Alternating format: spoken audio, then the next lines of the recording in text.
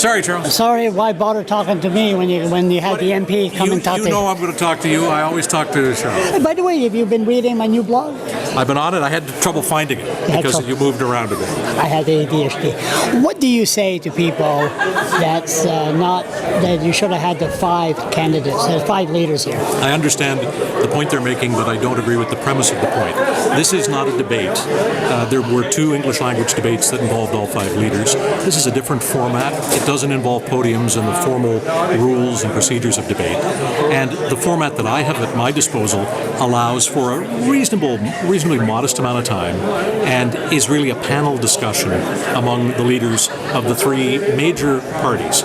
So it isn't a debate. And if there weren't other debates, then I could understand the argument, but this is not a debate per se. What about Radio Canada? You got an opinion on that when they say no, he couldn't speak good, well, David Cohn couldn't speak good enough again, French? I'm not going to pass a judgment on anyone else's decisions and anyone else's format. No. This is a format that we've used here in New Brunswick. This is the 3rd time with exactly the same criteria. We've used it in Nova Scotia as well and on Prince Edward Island. We like it because it isn't a formal debate and it isn't structured with the rules of debate. It is more informal, and I think it produces a more genuine kind of dialogue.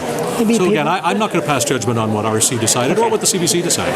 I understand what they did, and that's fine. Maybe people are getting knows their 2-party system. They're getting tired of it. They want to listen to the other parties. Look, and I'll tell you, depending on what happens on September 22nd, we might be here.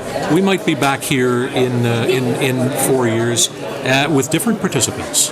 But using the rules and the criteria that we've used for years, this is the way the format plays out. But again, in a roundtable or panel discussion, not a formal debate.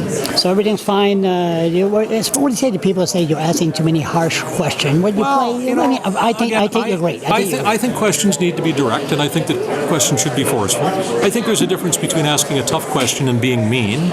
I try not to be mean, but I don't mind asking questions that are difficult, particularly of politicians. I mean, Charles, these people we entrust with the most important decisions that are made on our behalf, and they should be ready, willing, and able to answer all the questions. And again, I guess I'd rather err on the side of asking a tough question than throw us off. And you're great at it. One more thing between me and you. You're a professional. Who's going to win Monday? Wouldn't even hazard a guess. I think that it's been a very dynamic campaign, and I think that in the last 2 weeks people have been really paying attention.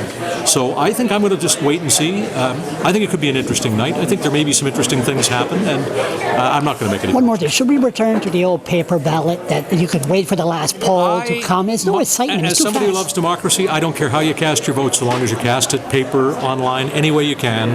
Get out and vote. It is our duty to vote. It's our obligation to vote, our responsibility to vote, and it doesn't matter whether it's not. If you don't vote, don't bitch, right? Well, I can say that. I would prefer the people who want to complain should get out and vote, for sure. Anyway. Thank you, Steve.